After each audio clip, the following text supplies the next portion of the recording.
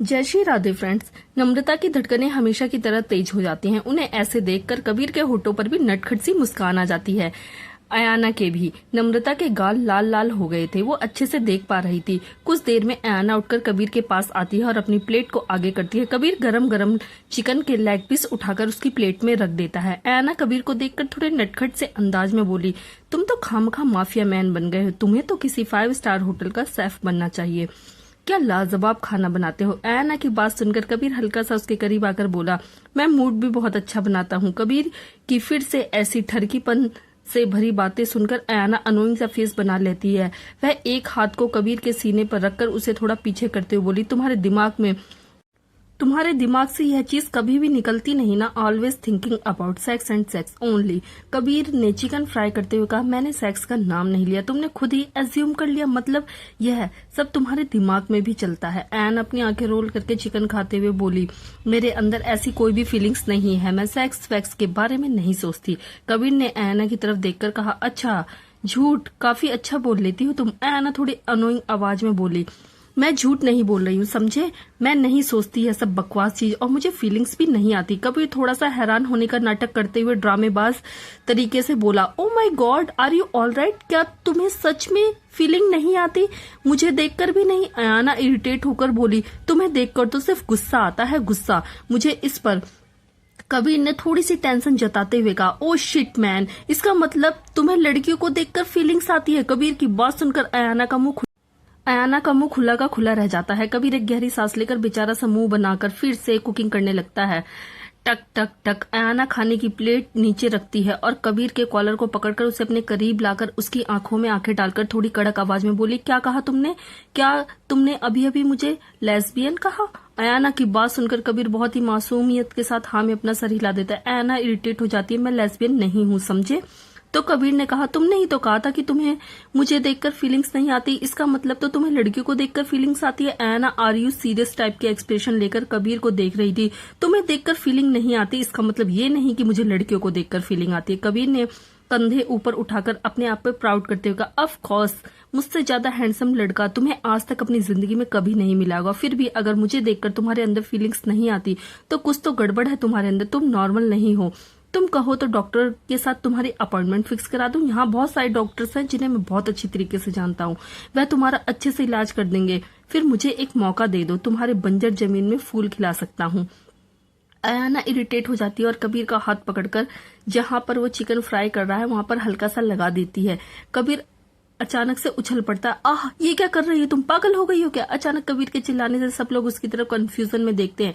अयाना थोड़ी ऑकवर्ड होकर मुस्कुराते हुए बोली, गलती से लग गया, थोड़ा देख के काम किया करो ना। उसकी बात सुनकर लोग फिर से अपनी नजरें हटाकर अपने अपने काम में लग जाते हैं। अयाना धीरे से कबीर के पास आकर फुसफुसाकर और बहुत भारी आवाज में बोली, सी मिस्टर कबीर डोगरा, मैं लेस्बियन नहीं हूँ। मेरे अंदर लड़कों को देखकर फीलिंग्स आती है, लेकिन तुम्हें देखकर सिर्फ गुस्सा आता है और कुछ नहीं।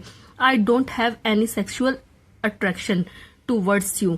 मैं तुम्हारी उन सो कोल्ड गर्लफ्रेंड्स की तरह नहीं हूँ जो तुम्हें देखकर पिघल जाऊं। इस पर कबीर अयाना की कमर पर हाथ रखते उसे थोड़ा अपना करीब खींचता है। अयाना थोड़ा चौंक जाती है। कबीर अयाना के करीब आकर बोला, तुम मेरी बाहों में आकर इस तरह पिघल जाती हो, इसका सबूत मैं तुम्हें कई बार दे चुका हूँ, फिर भी तुम यह बात कभी मानोगी नहीं। अच्छा एक बात बताओ, क्या तुमने कभी अपने आप को मेरी बाहों में मेरे साथ एक बिस्तर पर इमेजिन किया है। करके देखो, फिर तुम्हें पता चलेगा कि फीलिंग्स क्या होती है। कबीर की बात सुनकर अयाना की धड़कनें तेज हो जाती हैं। उसके गाल अचानक से लाल हो जाते हैं। वह थोड़ा पीछे हटने की कोशिश करती है पर कबीर उसे बाहों से आजाद नहीं करता। उसकी आंखों में एक अजीब सा नशा था, एक डेस्परेशन थी। लस्ट से उसकी आंखें डार्क हो रही थी, जो देखकर अयाना का गला सूख रहा था। उसके लाल लाल गालों को देखकर कबीर ने हल्की सी मुस्कुराहट के साथ कहा, तुम्हारे गाल जब लाल होते हैं ना तो तुम स्ट्रॉबेरी की तरह लगती हो, मन करता है कि तुम्हें खा जाऊं। उसके बाद कबीर देखता है कि अयाना के होठ के एक कोने पर खाने की बहुत छोटा सा टुकड़ा लगा हुआ, जिसे देखकर वह खुद को कंट्रोल नहीं कर पाता और अपने होठों को आगे बढ़कर उस टुकड़े को अपने मुंह में ले लेता है। कबीर के होठ जब अयाना के होठ से टकराते हैं तो उसकी धड़कनें बहुत ज्यादा वाइल्ड होकर उछलने लगती हैं और आंखें अपने आप ही बंद हो जाती है। कबीर जब अपना चेहरा पीछे करता है तो अयाना जैसे तैसे करके आंखें खोलकर उसे देखती है तो उसे ऐसे देख रहा था जैसे उसे वाकई में खा जाएगा, अभी इसी वक्त खा जाएगा। यह देखकर अयाना अपना सलाइवा गटक लेती है। थोड़ी देर में सब आग के सामने बैठे हुए थे। उसके बाद गेम शुरू होता है। अलीशा ने सबसे कहा, ट्रूथ और डेयर वाला गेम खेलूंगी। देखो मेरे पास बोतल भी है, हम इसको राउंड घुमाएंगे, इसका चेहरा जिसके पास भी जाएगा उसे ट्रूथ या डेयर दिया जाएगा। गौतम ने मुस्कुराकर कहा, बिल्कुल लिटिल प्रिंसेस, हमें इस गेम के रूल्स पता है, तो शुरू करते हैं। गौतम बोतल को हाथ में लेता है और बीच में राउंड घुमाता है। पहले बोतल का चेहरा अलीशा की तरफ आता है, जिसे देखकर वह अपना सर पीट लेती है। अरे यार, सबसे पहले अलीशा की बात सुनकर सब लोग हंस देते हैं क्योंकि वह बहुत क्यूट लगती है। तो गौतम अलीशा से पूछता है, तो लिटिल प्रिंसेस, ट्रूथ या डेयर? अलीशा अपने चिन पर हाथ रख के आंखों की पुतलियों को आसमान की तरफ करके कुछ सोचती है, फिर अचानक चुटकी बजाकर डेयर। अलीशा डेयर चुनती है। उसके डेयर चुनने के बाद सब लोग सोचने लग जाते हैं कि उसे क्या डेयर देनी चाहिए। सोचते सोचते अचानक ऐना के दिमाग में एक आइडिया आता है, तो ओके, तुम्हें एक डेयर देती हूँ, तुम यहाँ पर खड़ी हो जाओ और कबीर की कॉपी करके दिखाओ। अचानक ऐना के मुंह से ये बात सुनकर सबकी आंखें बड़ी हो जाती है और सब लोग ऐना की तरफ देखने लगते हैं। सबको अपनी तरफ ऐसे देखता हुआ देख ऐना अपने कंधे को ऊपर उठाकर बोली, क्या ऐसे क्या देख रहे हो, मैंने सिर्फ उसे डेयर दिया है, इसमें कौन सी बड़ी बात है। अलीशा ने खड़ा होकर कहा, ठीक है, मैं डेयर एक्सेप्ट करती हूँ, मैं कबीर अंकल की कॉपी करके दिखाऊंगी। उसके बाद सब लोग बैठकर अलीशा को देखने लगते हैं। अलीशा कबीर की कॉपी करने लगती है, उसकी तरह चलना, उसकी तरह सिगरेट फूकना, उसकी तरह गन को हाथ में गोल गोल घुमाना, लड़कियों से फ्लर्ट भरी बातें करना, आयाना को छेड़ना, मर्डर करना, सब कुछ।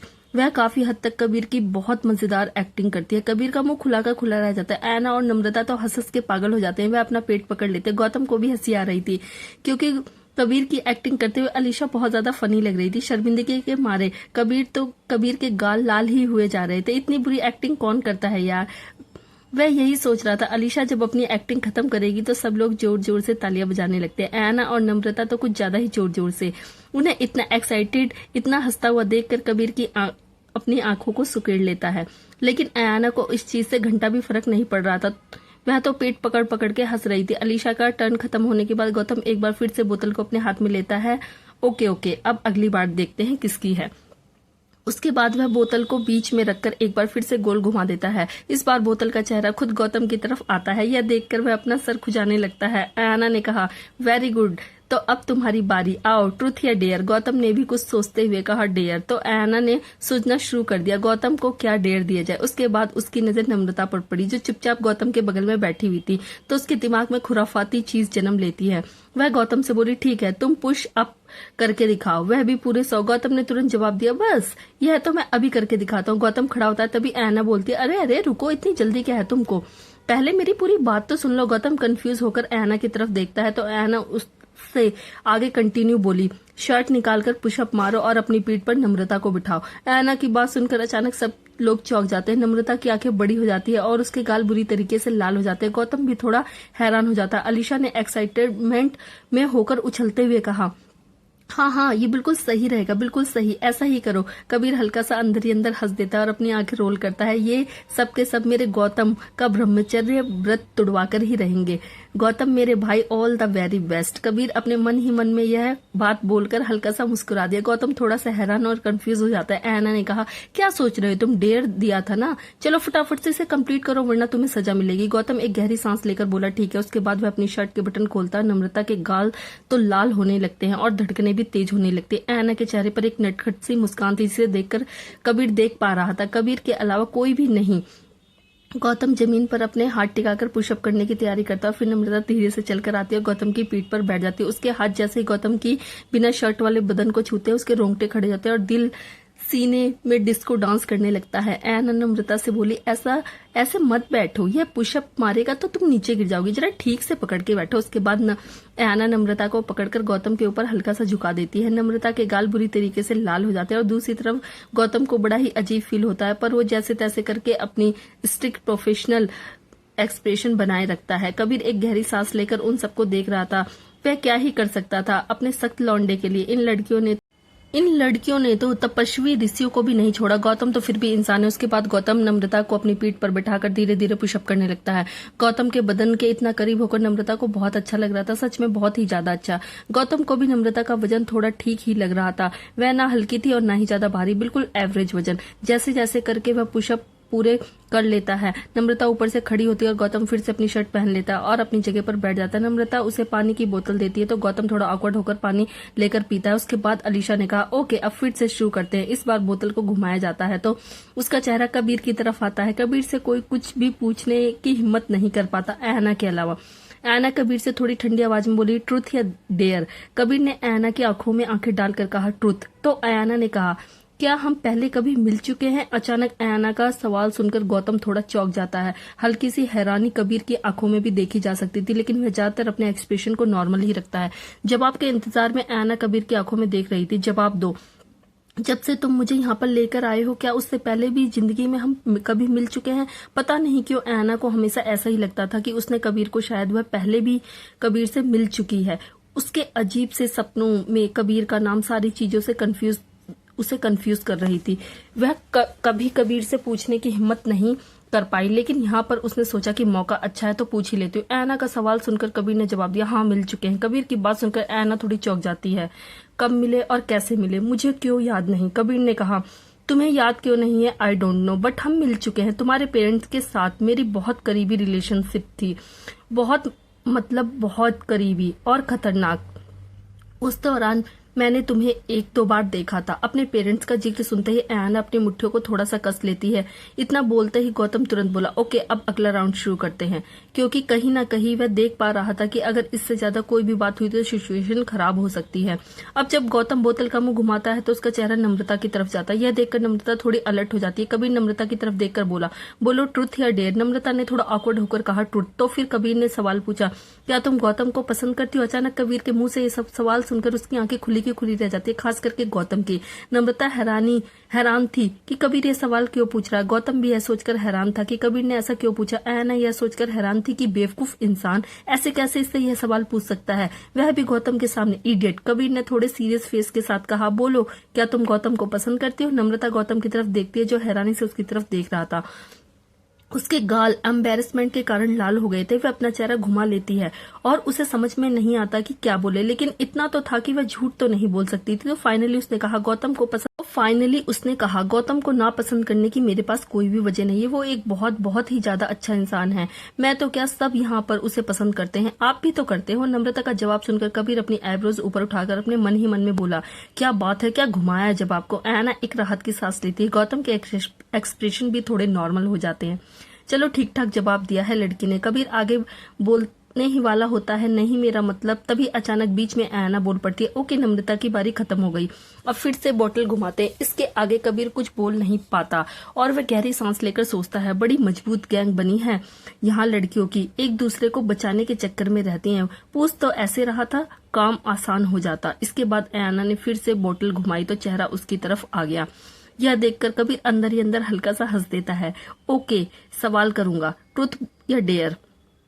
आयाना थोड़ी ऑकवर्ड होकर बोली, तुम्हें क्या जरूरत है सवाल करने की? नम्रता, अलीशा या गौतम भी तो कर सकते हैं, तुम लोग करो ना। पर कबीर के सामने भला कौन ही हिम्मत कर सकता था। गौतम ने कहा, नहीं बॉस ने कहा है वही करेंगे तो वही करेंगे। यह सुनकर आयाना अंदर ही अंदर इरिटेट होकर बोली, यह क्या टॉयलेट भी बॉस से पूछ कर जाता है क्या? बॉस कहेंगे तभी करेगा, बेवकूफ इंसान। कबीर ने कहा, ओके बताओ ट्रुथ या डेयर? आयाना ने अनोइंग सा फेस बनाकर कहा, ट्रुथ। इस पर कबीर ने उसे छेड़ते हुए कहा, गुड, डेयर तो तुम्हारी बस का भी नहीं है। कबीर की बात सुनकर आयाना आंखें सिकोड़कर उसकी तरफ गुस्से भरी नजरों से देखती है। आयाना की नजरों को इग्नोर करते हुए कबीर ने कहा, तो बताओ मुझे, क्या तुम्हारा कभी कोई बॉयफ्रेंड रहा है जिससे तुमने प्यार किया हो? अचानक कबीर का सवाल सुनकर सब लोग इतनी आयाना की तरफ देखने लगते। आयाना ने बिना सोचे समझे जवाब दिया, हाँ मेरा बॉयफ्रेंड है। अचानक आयाना की बात सुनकर कबीर की आंखें डार्क हो जाती है, चेहरा बहुत सीरियस हो जाता है। सच बताओ। आयाना ने अपने कंधे उठाकर बेफिक्री के साथ कहा, मैं झूठ क्यों बोलूंगी?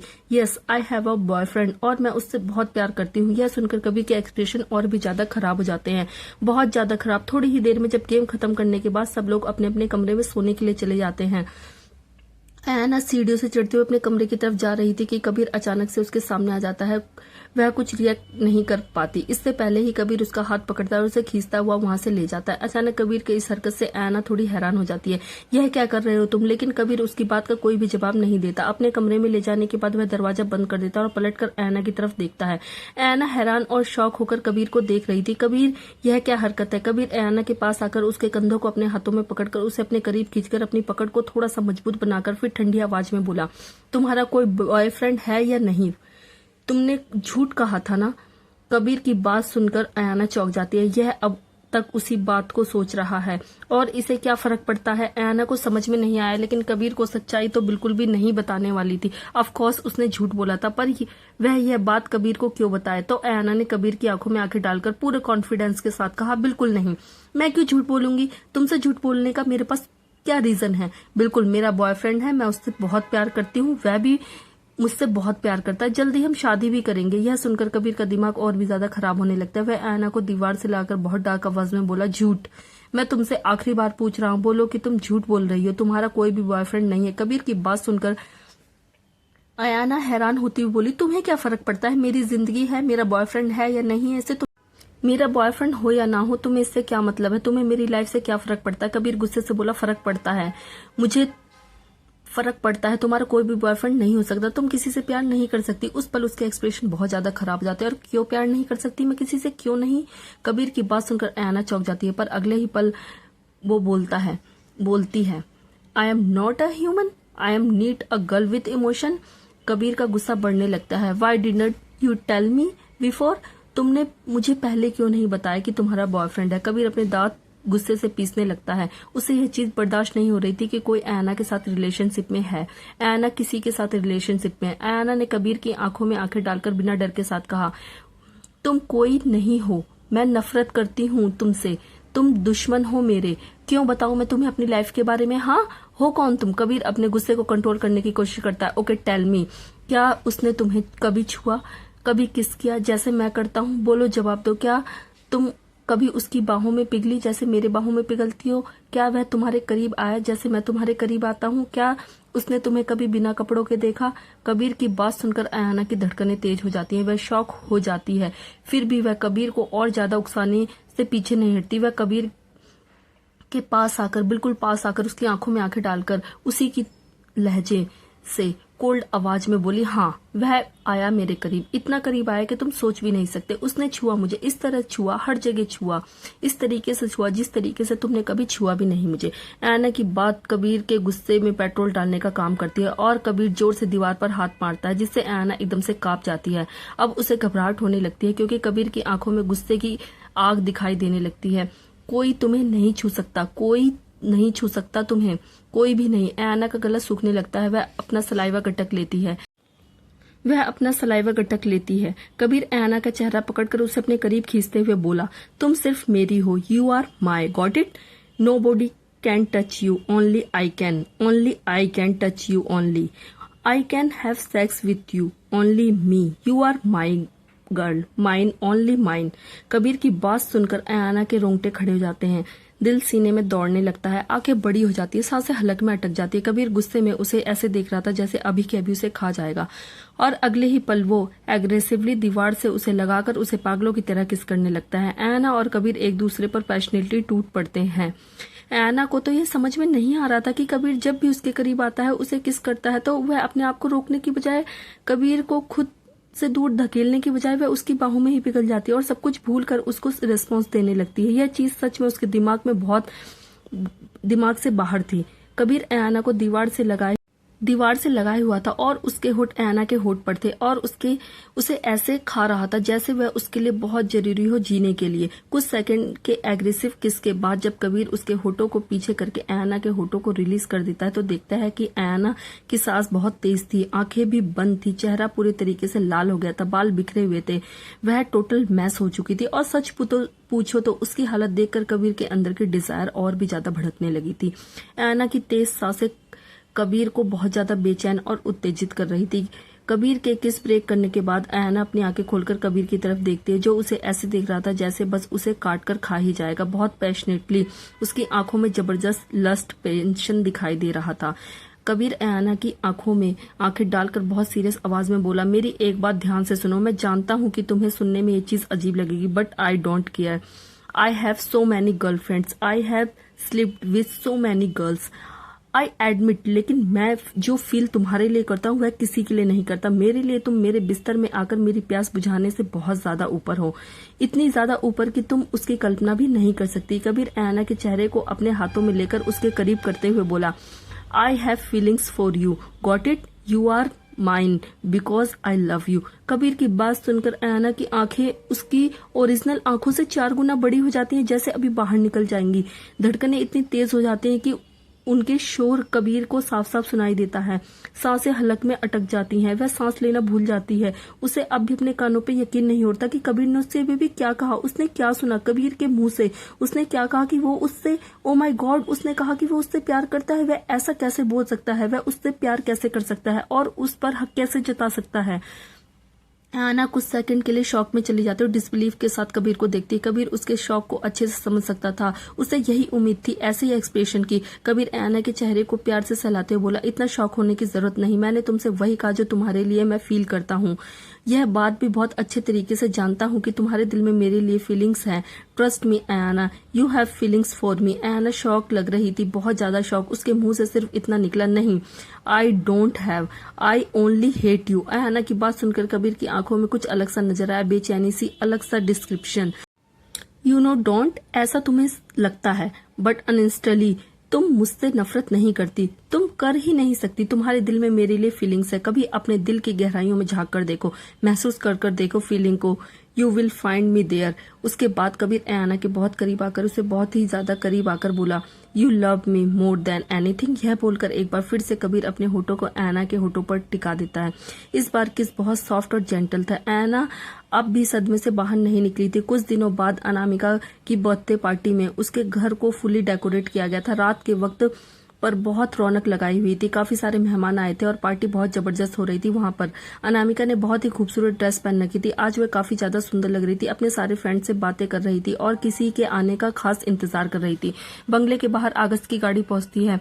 गाड़ी में समायरा और शुभी दोनों बैठे हुए थे। शुभी ने आगस्त से कहा, तुम्हारी मंगेतर का बर्थडे है तो हमें यहाँ पर क्यों लेके आए हो, तुम खुद भी तो आ सकते थे। शुभी बहुत स्ट्रेट आवाज में बात बोल देती है, लेकिन उसके अंदर का हाल कुछ पूछा जाए तो ठीक नहीं था। वह नहीं आना चाहती थी यहाँ पर, क्योंकि वह नहीं जानती थी कि यहाँ पर आने के बाद फिर इन दोनों को साथ में देखना पड़ेगा, जो वो नहीं देखना चाहती थी। अगस्त खुद यहाँ पर नहीं आना चाहता था, लेकिन खैर बिजनेस की दुनिया में लोगों की लाखों मजबूरियां होती है, उन्हें वह काम भी करने पड़ते हैं जो उन्हें बिल्कुल भी पसंद नहीं। अगस्त सुबह से बोला, जल्दी ही निकल जाएंगे, मैं तुम दोनों को अकेला नहीं छोड़ सकता, इतना बड़ा रिस्क नहीं ले सकता। जब उसे पता चलता है कि शुभी और समायरा दोनों की जान खतरे में है, तब से अगस्त थोड़ा अलर्ट हो गया था। हमेशा दोनों को साथ में ही रखता था, उन पर नजर रखता था, जितना हो सके उन्हें सिक्योर और सेफ रखने की कोशिश करता था। वह तीनों भी पार्टी में एंट्री करते हैं। समायरा ने सुबह का हाथ पकड़कर रखा था। इतने सारे लोगों को देखकर वह अक्सर थोड़ी नर्वस हो जाया करती थी। सुबह ने समायरा को अपने साथ ही रखा था। पार्टी में आने के बाद भूपेंद्र खुद आता है अगस्त को रिसीव करने के लिए। अगस्त, आओ आओ, कितनी देर लगा दी तुमने आने में, हम कब से तुम्हारा ही इंतजार कर रहे थे। अगस्त काफी सीरियस फेस के साथ खड़ा हुआ था। उसके बाद अनामिका भी भाग कर आती है और अगस्त को शुभी के सामने से ही हक्कड़ लेती है, जानबूझकर शुभी को दिखाने के लिए। उसके बाद वो अगस्त के गाल पर किस करती है। अगस्त थोड़ा इरिटेट हो जाता है, अपने चेहरे को घुमा लेता है। अनामिका अगस्त से बोली, थैंक यू सो मच, तुम आए, मैं तुम्हारा इंतजार कर रही थी। I am so happy to see you sweetheart. Subhi को बस यह चीज नहीं देखनी थी, ये इसी चीज की वजह से इरिटेट हो जाती है वो। तभी उन्हें एक आवाज सुनाई देती है, हेलो अगस्त। अगस्त और बाकी सबकी आवाज की तरफ देखते हैं तो उसे देखकर अचानक समायरा की आंखों में डर दिखाई देने लगता है और वह सुभी के हाथ को कस के पकड़कर पीछे खड़ी हो जाती है, जिसे देखकर शुभी अचानक थोड़ा हैरान हो जाती। तुषार सामने खड़ा था, सूट बूट में हैंडसम लग रहा था, चेहरे पर एक मुस्कान भी थी, पर यह मुस्कान उसके पीछे की शैतानियां समझना हर किसी के बस की बात नहीं थी। तुषार दूर खड़ा उन सबको देख रहा था। उसकी नजरें शुभी और समायरा पर, खास करके समायरा पर जाती है। मुस्कुराकर वह चलकर आगे आता है और अगस्त से कहता है, वेलकम अगस्त। उसके बाद वह शुभी और समायरा की तरफ देखते हुए बोला, हेलो शुभी, हेलो समायरा। लेकिन समायरा घबराकर शुभी के पीछे छुप गई थी। उसे तुषार से बहुत ज्यादा डर लग रहा था। हालांकि उसे कुछ याद नहीं था, पर पता नहीं उस इंसान को देखते उसके शरीर में कांप जाता था। शायद उसके सबकॉन्शियस माइंड में इस इंसान का डरावना चेहरा बैठ चुका था, जो याददाश्त जाने के बाद भी उसे याद दिला रहा था कि इस इंसान से डरना है, दूर रहना है। अनामिका अगस्त एक दूसरे की बाहों में बाहें डालकर डांस कर रहे थे। अनामिका जबरदस्ती ही अगस्त को डांस करने के लिए ले आई। उसने तो बहुत मना किया और उसका बिल्कुल भी मन नहीं कर रहा था।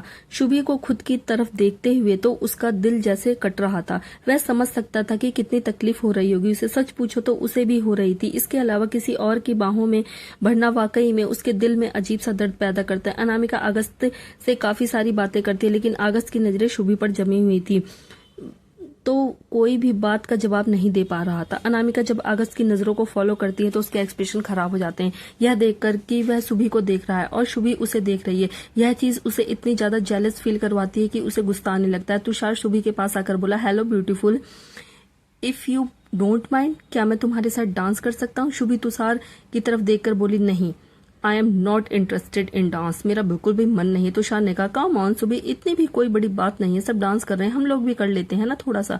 वैसे भी मुझे यहाँ पर कोई पार्टनर नहीं मिल रहा। ओके, तो फिर क्या मैं समायरा के साथ डांस करता हूँ? समायरा का दिल जोरों से धड़कने लगता है। वह पहले ही शुभी के बगल में छुपी हुई थी, लेकिन तुषार को देखकर उसे और भी ज्यादा डर लगने लगता है। शुभी को इस चीज का अभी तक अच्छे से अंदाजा नहीं हो पाया था, पर वह यह देख पा रही थी कि समायरा डर रही है। तभी अचानक कोई तुषार का हल्का सा धक्का देता है और तुषार के हाथ में पड़ी हुई ड्रिंक शुभी के कपड़ों पर गिर जाती है। ओ my God, I am so sorry Shubhi, I am really very sorry. पता नहीं किसने धक्का दे दिया और गलती से गिर गई। I am really sorry. Shubhi ने अपने कपड़ों को झाड़ते हुए कहा, नहीं कोई बात नहीं, दाग लग जाएगा, मैं इसे क्लीन करके आती हूँ, तुम तब तक प्लीज समायरा का थोड़ा ख्याल रखना। यह बोलकर शुभी वहां से चली जाती है। समायरा उसके साथ जाना चाहती थी, लेकिन तुषार उसका हाथ पकड़ लेता है और उसे जाने से रोक देता है।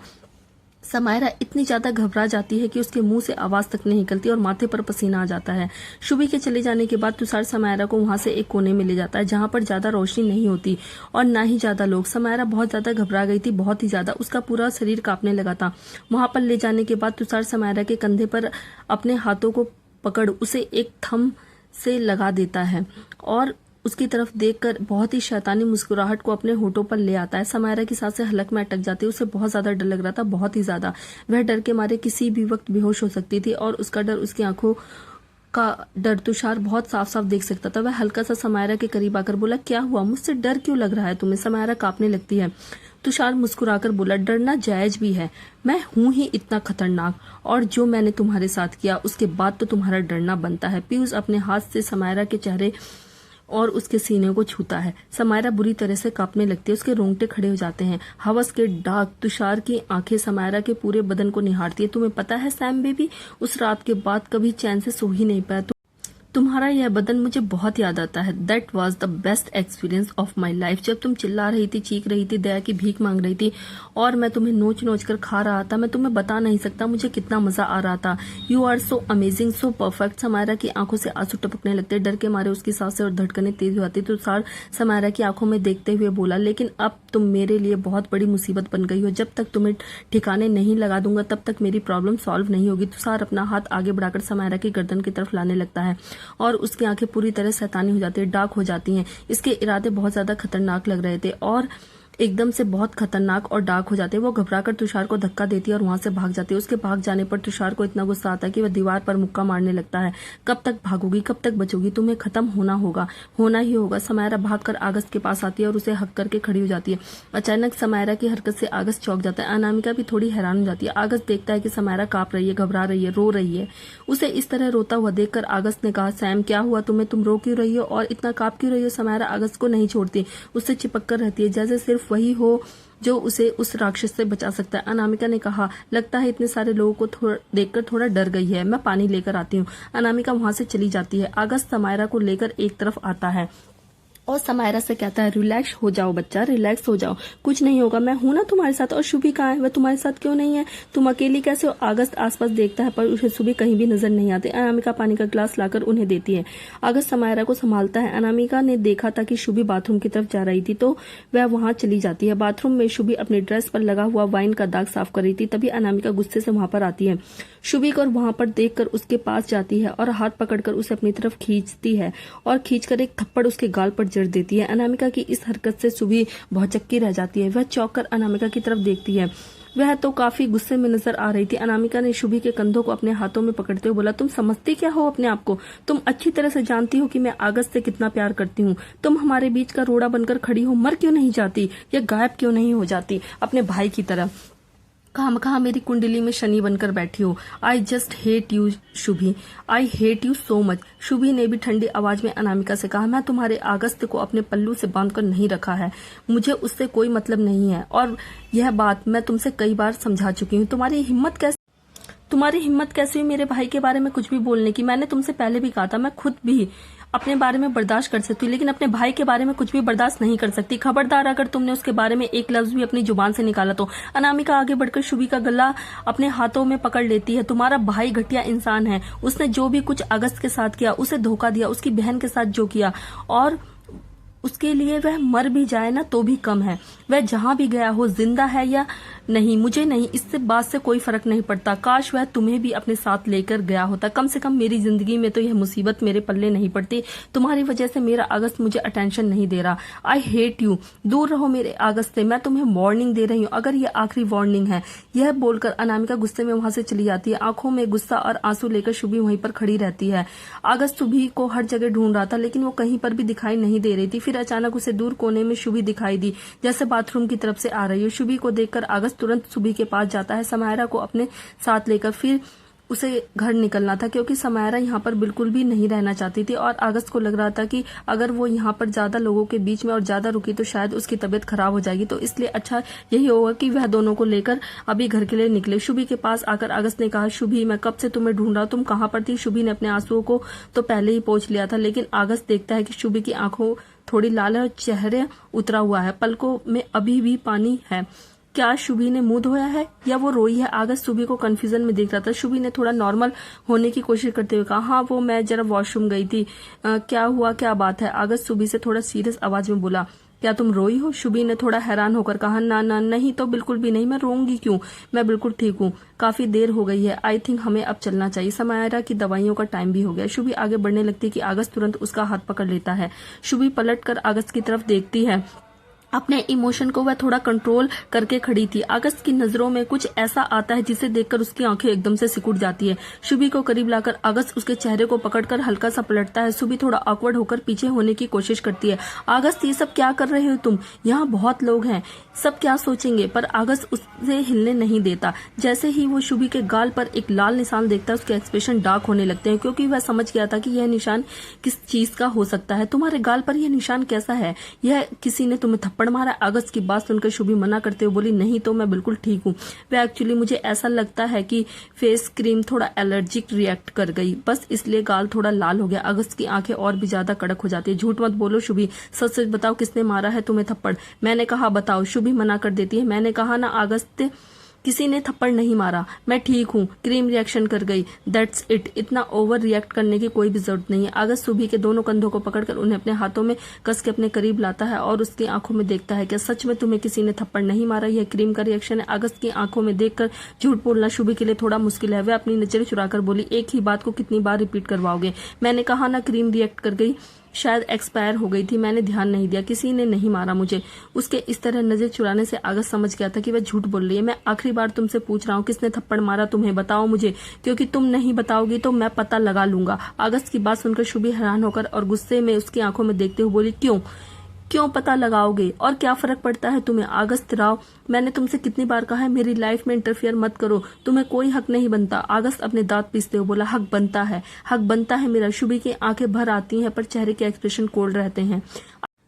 अगस्त शुभी से बोला, बताओ किसने मारा है तुम्हें थप्पड़? अगस्त ने ठान लिया था कि वह जानकर ही रहेगा कि किसने हाथ लगाया उसकी शुभी को। किसकी इतनी हिम्मत हुई उसे हर्ट करने की? समायरा अचानक से बोली, चुड़ैल। अचानक समायरा के मुंह से यह सब सुनकर अगस्त और शुभी दोनों कंफ्यूज और हैरानी से समायरा की तरफ देखते। समायरा अगस्त से बोली, उस चुड़ैल ने मारा होगा, मुझे पता है। अगस्त कंफ्यूज होकर बोला, कौन चुड़ैल? तभी समायरा ने बताया, वही जो आपके साथ डांस कर रही थी। अगस्त यह सुनकर अपनी आंखों को थोड़ा सा बड़ा कर लेता है। You mean Anamika? समायरा हाँ में अपना सर हिला देती है। अगस्त शुभी की तरफ देखता है, क्या अनामिका ने तुम्हें थप्पड़ मारा है? शुभी कोई जवाब नहीं देती। समायरा ने शुभी के बदले में जवाब देते हुए कहा, हाँ, उसी ने मारा होगा। वही मारती है शुभी को। पिछली बार भी उसने बहुत जोर से थप्पड़ मारा था, उसे बहुत दर्द हुआ था।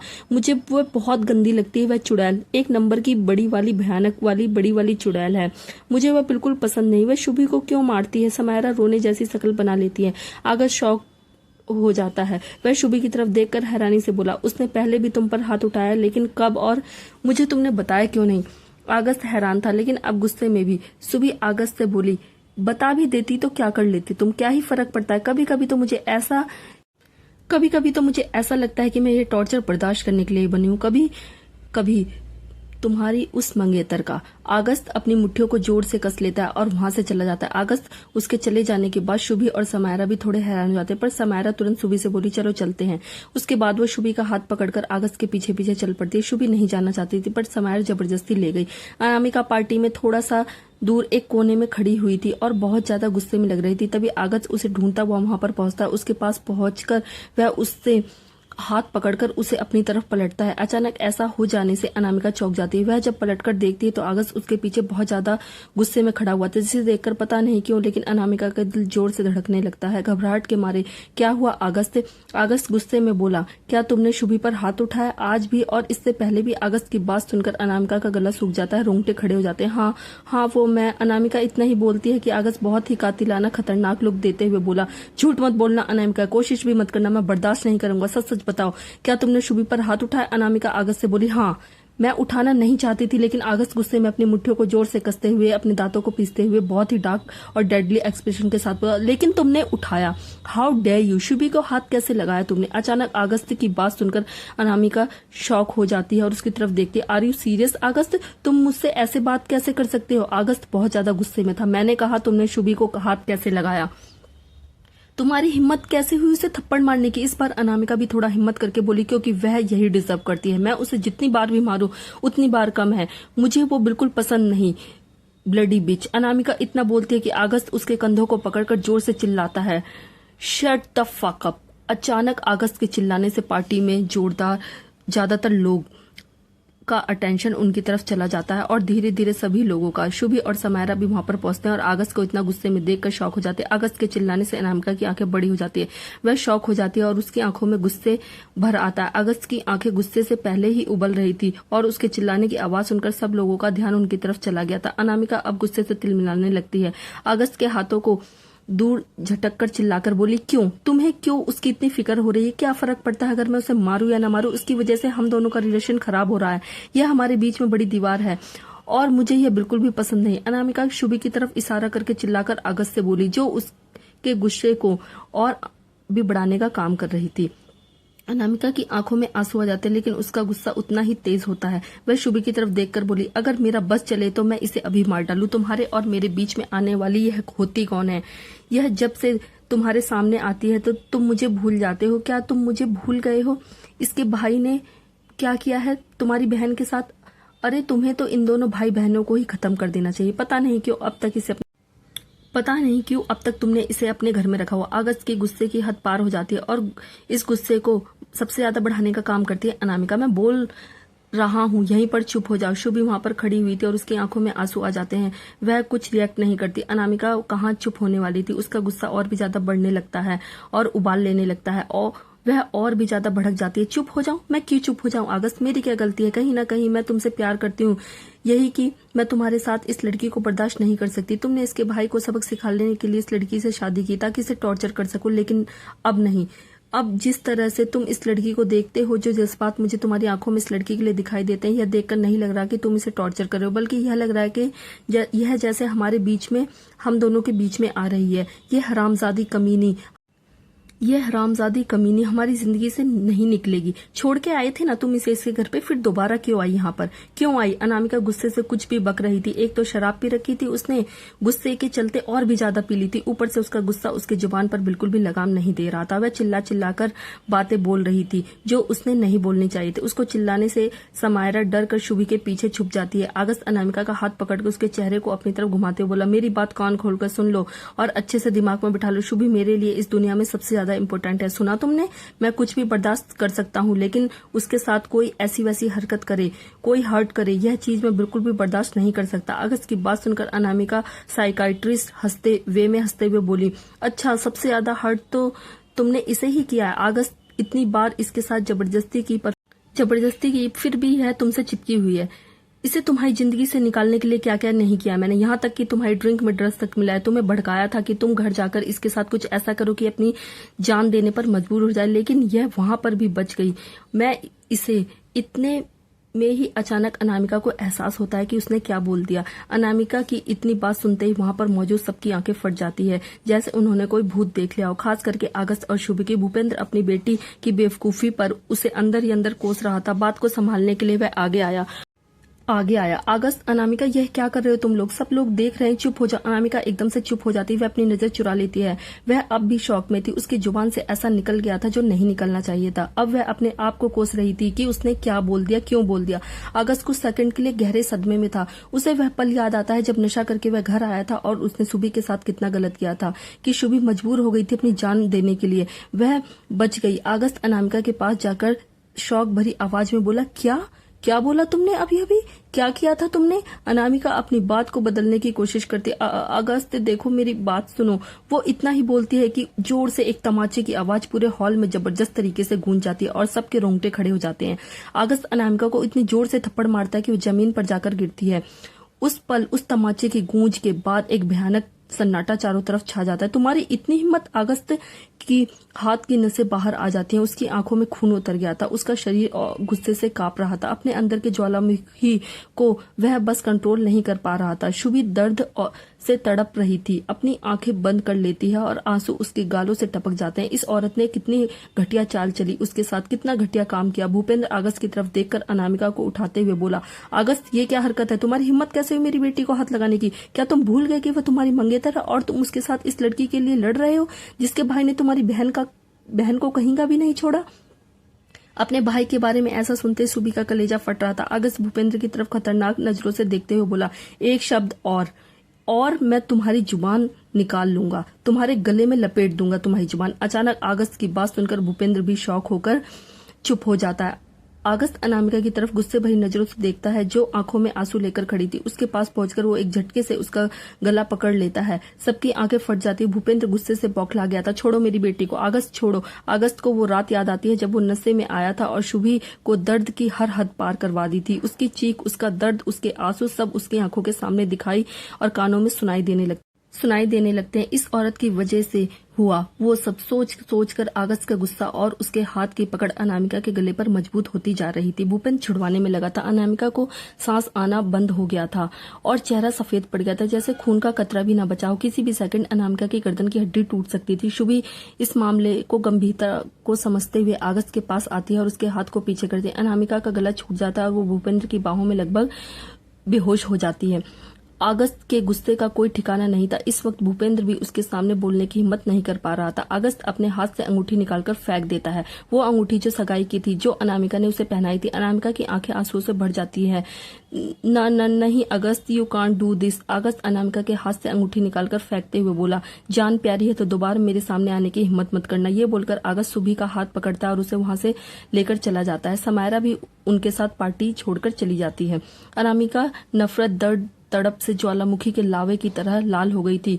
गौतम बहुत टेंशन में भागता हुआ एक बंगले के अंदर आता है। उसके चेहरे पर बहुत चिंता दिखाई दे रही थी। वो जिस बंगले में एंट्री करता है वो कबीर का तो बिल्कुल भी नहीं था, लेकिन उसके बंगले जैसा ही बड़ा और शानदार था। गौतम भागकर सीढ़ियों पर चढ़ता है और एक कमरे की तरफ दौड़कर जाता है। कमरे का दरवाजा खोलकर जब वो अंदर आता है तो वहां पर बहुत सारे लोग खड़े हुए थे। बिस्तर पर एक बुजुर्ग आदमी लेटा होता, उसके बगल में बैठा उसका फैमिली डॉक्टर उसकी नब्ज चेक कर रहा था। ग्रैंडपा। गौतम की आवाज में घबराहट थी, डर था। वो भागकर आता है और अपने दादाजी के बगल में बैठ जाता है। उसके हाथ को अपने हाथों में पकड़ लेता है। उसे सुबह की खबर मिली थी कि उसके दादाजी की तबीयत बहुत ज्यादा खराब है। गौतम से रहा नहीं गया और वो भागकर आ गया अपने दादाजी को देखने। गौतम की आवाज सुनकर बिस्तर पर लेटा हुआ बेजान सा बुजुर्ग आदमी धीरे धीरे से अपनी कमजोर सी पलकों को खोलता है और देखता है कि उसके सामने बैठा हुआ उसका पोता बड़ी ही चिंता और घबराहट भरी नजरों से उसे देख रहा है।